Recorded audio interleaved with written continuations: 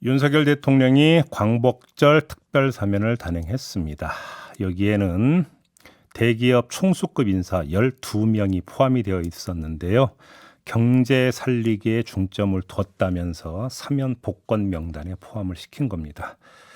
개인 비리, 황제 보석, 갑질 이런 사유로 유죄 판결을 받았던 총수들도 여기에 포함이 된 건데요. 여기에다가 재계 관련 뉴스가 하나가 더 있습니다. 삼성의 전경련 복귀가 초읽기에 들어갔다. 이런 보도들이 매일 나오고 있는 상황인데 이 문제 종합 정리를 해보도록 하겠습니다. 곽정수 한겨레 경제사회연구원 선임 기자 전화로 만나보겠습니다. 나와 계시죠? 예, 안녕하세요. 네. 또 경제 살리기 명분으로 재계 총수들에 대한 사면 복권이 이루어졌는데요. 재계의 요구가 강했던 겁니까? 정부의 의지가 강했던 겁니까? 뭐라고 봐야 되는 겁니까? 저는 그냥 이신전심이라고 생각을 하는데요. 네네. 어저께 정경련에서 논평을 냈습니다. 그 경제인들을 경영위원장이 다시 복귀할 수 있도록 기회를 준 것에 대해서 크게 환영한다. 앞서 말씀하신 것처럼 한동훈 법무장관은 경제 살리기를 앞세웠잖아요. 네. 결국 서로 뜻이 통했다 이렇게 보이고 사실 여기서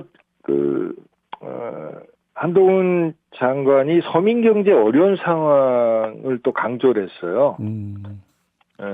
근데 앞서 말씀하신 것처럼 이번에 사면 복권된 분들은 비리 기업인 배임, 횡령, 갑질을 한 기업인인데 네.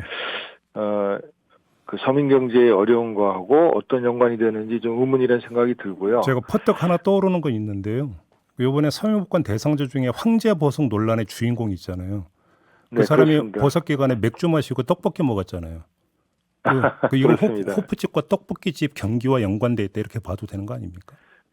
그냥 농담으로 제가 이해를 하겠습니다. 네, 농입니다. 네. 그런데 이 비리 기업인들에 대한 이제 사실 특혜라고 볼 수 있는데 네. 윤석열 대통령이 그동안 공정과 상식, 법치 이런 말들을 강조해왔잖아요. 네. 그거하고 일단 굉장히 모순된다는 생각이 들고 또 하나 이제 지금 우려되는 거는 그동안 우리 사회에서 많이 얘기되었던 그 유전무죄, 무전유죄 그 잘못된 관행 네. 그 풍토를 또다시 고착화시킬 수 있다는 우려가 제기되고 있고요. 네. 또 하나는 좀 전에 말씀하셨던 그 4대 그룹의 정경련 복귀 추진 관련해서 정경유착이 심화될 것이라는 어떤 그런 시각도 있는데 그와 좀 연관해서 봐야 될 거다는 생각이 듭니다. 그 문제는 좀 이따 본격적으로 좀 여쭤보도록 하고 근본적으로 궁금한 게 재계 인사를 사면 복권해 줄 때 나오는 논리는 항상 경제 살리기, 경제 활성화잖아요. 그런데 이게 실제로 그러니까 일정하게 연결이 됩니까? 도움이 됩니까? 그거를 이제 실증적으로 분석을 하는 것은 어떻게 보면 이제 쉽지는 않은 것 같아요. 그런데 그 많은 나라가 경제가 바로 가고 서려면 어떤 공정 또 법치 이런 것들이 잘 지켜져야 된다고 얘기를 하잖아요. 그러니까 우리가 이제 요즘 말하는 그 ESG 경영, 글로벌 스탠다드로 불리는 ESG 경영에서도 그 사회와 지배구조를 강조하는 이유이기도 할 텐데, 그럼 그거에 따라서 예를 들어서 배임이나 횡령이나 갑질한 기업인에 대해서 사법 처리하는 것 자체가 경제를 살리는 것과 역행을 한다면 애초 그런 노력을 할 필요가 없겠죠. 근데 그것만 보더라도 그 논리가 얼마나 빈약한지는 우리가 이해할 수 있을 것 같습니다. 알겠습니다.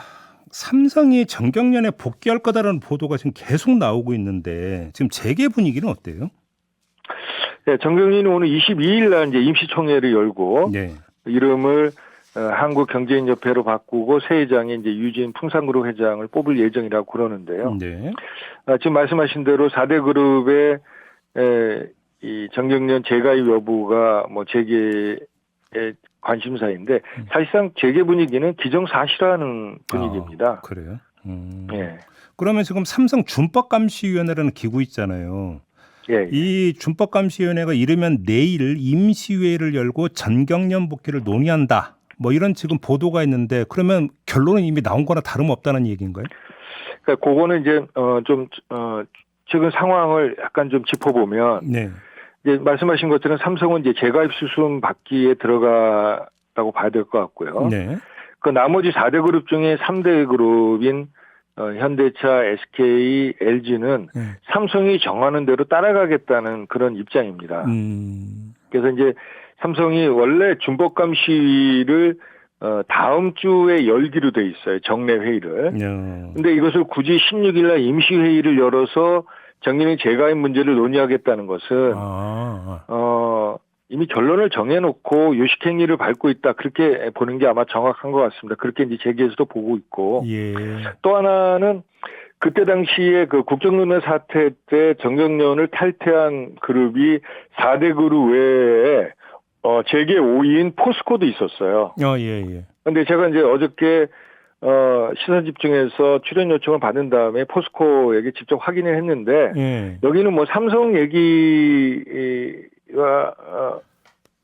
꼭 뭐 연관이 있지 않고 그냥 포스코도 곧 가입 절차를 밟을 거다라고 얘기를 하더라고요. 아, 그래요? 그러니까 이거는 이제 재계 분위기를 지금 보여주고 있는 거죠. 그럼 말 그대로 한마디로 정경련 부활이네요, 그러면?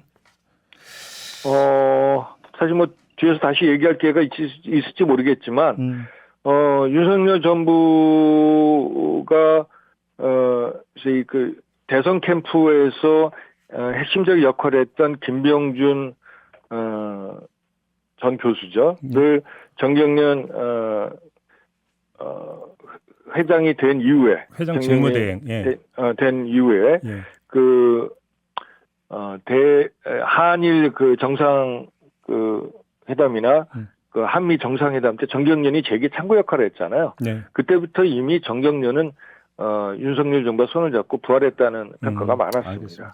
삼성으로 잠깐 다시 돌아가서 그 준법감시위원회 이찬희 위원장 이분이 지난달 중순까지만 해도 기자들 앞에서 뭐라고 이야기를 했냐면 정경련은 정경유착 고리를 먼저 끊어야 된다.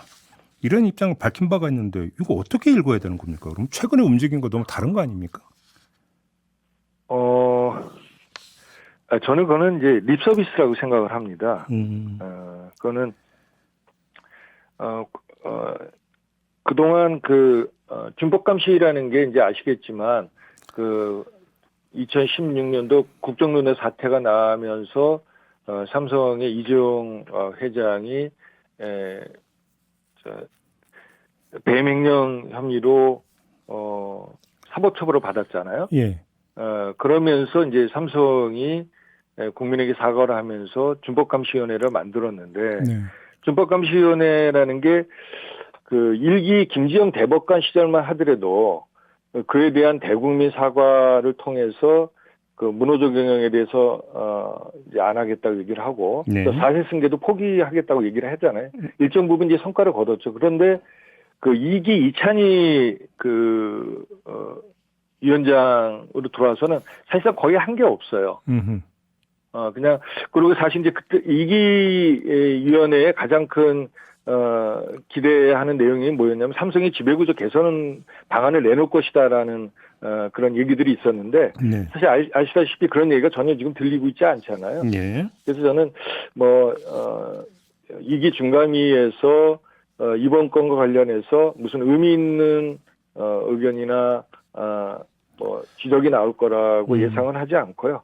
아마 앞서 말씀드린 것처럼 그냥 요식행위로 갈 거로 보입니다. 자, 그러면 삼성이나 더 나아가서 4대 그룹이 정경련에 복귀하는 이유가 자발적 판단, 다시 말해서 경제적 실익, 계산기를 두드려서 나온 자의적 판단이냐 아니면 뭔가 다른 힘에 끌려서 어쩔 수 없이 복귀하는 것이냐 이 점을 좀 짚어봐야 될 텐데 어떻게 보십니까?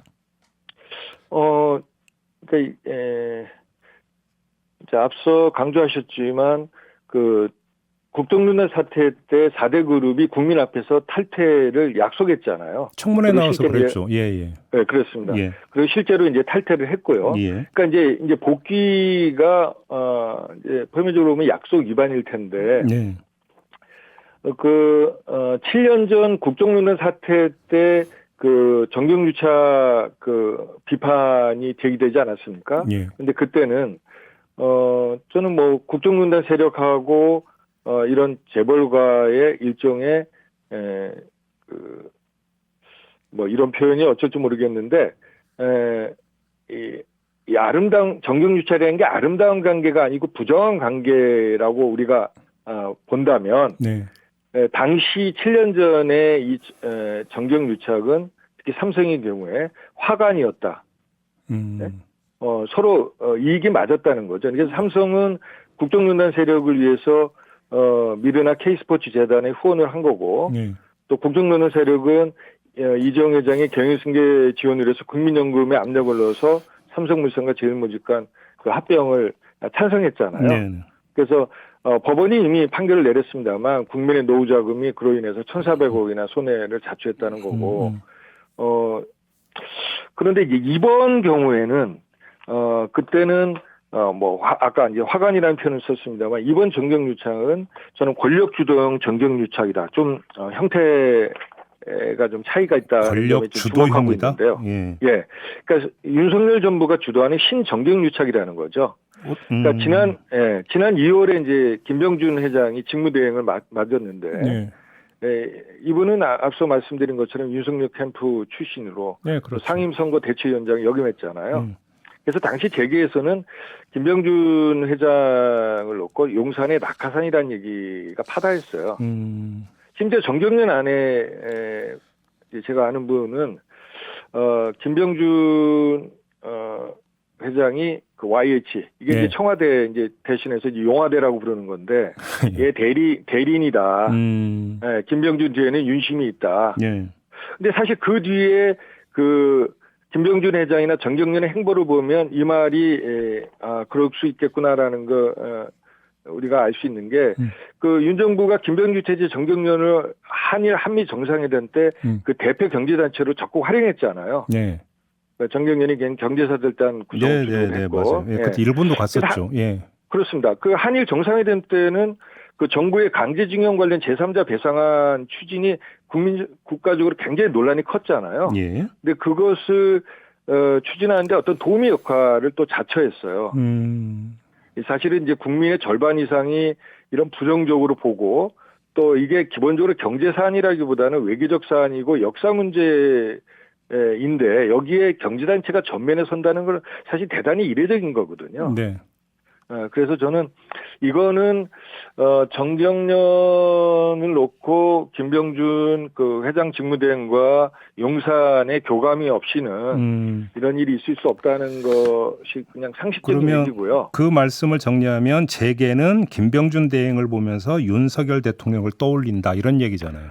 그렇습니다. 지금 저 4대 그룹도 그 저희들하고 이제 뭐 이건 이제 뭐 실명으로 이렇게 보도하거나 그렇게 되지는 않지만 저희 기자들하고 사석에서 얘기할 때는 아니 정경련 김병준 회장 뒤에 윤심이 있는데 우리 보고 어쩌란 얘기냐는 얘기를 사실 공공연하게 하고 있습니다. 그래요? 근데 그 지금 김병준 대행은 그 차기 정경련 회장이 추대가 되더라도 고문으로 정경련에 남는다면서요? 그렇습니다. 그것도 대단히 이례적인데요. 그동안 정경련의 고문직이라는 게 없지는 않았어요. 근데 그거는 회장이 있고 회장 밑에 내부 살림을 맡고 있는 상금 부회장이라는 자리가 있어요. 그 상금 부회장의 경우에 물러나면 일종의 예우 차원에서 이제 고문 자리를 주겠는데 이 회장이 고문 받은 적은 제가 알기로는 단 한 번도 없습니다. 그런데 이제 지금 유진 회장이 정식으로 추대가 된 이후에도 김병준 회장 직무대행이 상근 고문으로 그것도 그냥 고문이 아니라 상근입니다. 고문으로 앉게 되면 사실상 정경련이 정부 뜻에 잘 맞춰서 충실하게 자기 역할을 하는지를 관리 감독하겠다는 거 아니냐 이런 얘기가 벌써 나오거든요. 알겠습니다.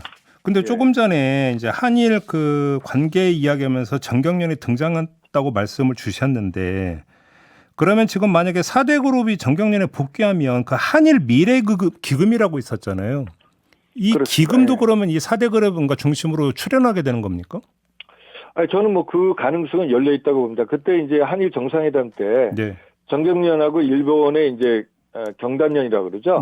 거기 양대 회장이 이 기금에 대해서 이제 공동으로 발표를 했는데 앞으로 이제 뭐 경제 등 한일 교류 확대에 이제 쓰겠다는 건데 사실 지금까지 그 기금을 만들겠다는 얘기만 했고 그것을 어떻게 조성하겠다는 얘기는 구체화되지 않았는데 앞으로 이제 그런 내용들이 아마 나올 겁니다. 특히 이제 4대 그룹이 이전에 탈퇴하기 전에 정경련 살림의 대부분을 감당해 왔거든요. 그러니까 당연히 4대 그룹이 만약에 가입이 실제로 이루어진다면 그 문제를 구체적으로 협의를 하겠죠. 아까 잠깐 언급을 해 주셨는데 정경련이 이름을 한국경제인협회로 바꾸고 산하 연구기관인 한국경제연구원을 흡수 통합해서 경제 싱크탱크 기능을 강화한다. 이런 자구책을 내놓은 바가 있는데 이건 어떻게 평가하십니까? 사실 저는 뭐 싱크탱크라는 얘기는 그 얘기가 나온 게 아마 수십 년 됐을 겁니다. 아, 그런가요? 근데 이제 그러니까 그거는 하나만한 얘기인 것 같고. 네. 근데 이제 정경련은 사실 태생적으로 좀 독특해요. 다른 경제단체가 회원들이 기업이거든요. 그렇죠. 정경련은 기업이 아니라 그 총수들입니다. 그래서 실제 이제 총수들 친목 모임 아니냐 이런 얘기가 나왔던 건데, 근데 이게 태생적으로 5.16 쿠데타 때 박정희 정권이 경제인들의 비리 혐의를 잡고서 그거를 이제 지렛대로 협력을 요구하면서 만들어진 단체예요. 그래서 태생적으로 정경유착의 산물이라고 할 수 있죠. 예. 그리고 아까 말씀드린 그 재벌 총수들의 모임이다 보니까 재벌의 로비 단체라는 그런 이름이 계속 따라붙었어요. 그래서 지금 이제 정경련에서 말하기는 왜 4대 그룹이 필요하냐, 또 정경련이 다시 부활해야 되느냐는 논리를 어떻게 세우냐면 정부하고 재계 간의 협력을 위한 소통 채널을 얘기를 해요. 네. 근데 사실 우리 청취자분들도 기억하시겠지만 과거 역사를 보면 정경련 역사는 정경유착의 역사였거든요. 그러니까 그 연금률의 역할을 다시 강화하겠다는 것으로밖에 들리지 않는 거죠. 알겠습니다. 지금 뭐 곽정수 기자가 여러 차례 걸쳐서 정경유착이라는 단어를 많이 쓰셨는데 유착이라는 단어와 카르텔이라는 단어는 유사어입니까? 아닙니까? 뭐 같은 얘기죠, 이게. 같은 겁니까? 더더군다나 이제 현 정부가 사회 여러 사안에 대해서 이제 카르텔 척결 얘기를 하잖아요. 네. 그런데 다시 그 정부와 재계 간의 어떤 유착, 카르텔을 만들겠다는 건 대통령이 얘기하고도 정면으로 배치가 되고 또 하나 흥미로운 점은요. 검사 윤석열과 대통령 윤석열의 문제인데 지금 이 2016년도 국정농단 사태의 수사 주역이 바로 검사 윤석열이었잖아요. 네, 그렇죠. 그래서 이제 정경유착 세력을 엄단을 했고 그 결과로 해서 이재용 삼성회장과 신동빈 롯데회장이 기소가 됐고 실제 사법처벌이 됐습니다. 예. 그런데 이제 대통령이 됐다고 그래서 스스로 새로운 정경유착 구조를 자기 주도로 재구축하는 것은 이건 분명히 자기 부정일 거란 생각이 들고. 알겠습니다. 네. 최근에 제가 독일에 대한 이제 책을 읽었는데 마무리 좀 해주시죠. 네. 예. 거기 독일 시민들은 학교에서 그 시민 용기라는 걸 배운다고 그래요. 네. 그 뭐냐 국가가 부정한 행동을 했을 때 국민은 거기에 순응하지 않고 아니다라고 얘기하고 저항할 수 있는 용기를 가져야 된다는 것인데 최근에 해병대 최수근 상병 사건 수사를 맡은 수사단장이 그 용산과 국방부의 그 축소 외압 의혹을 폭로했잖아요. 저는 그분의 용기를 보면서 그 책의 대목이 알겠습니다. 사실 상당히 와닿았습니다. 마무리하겠습니다. 고맙습니다. 예, 감사합니다. 네, 곽정수 한겨레 경제사회연구원 선임기자였습니다.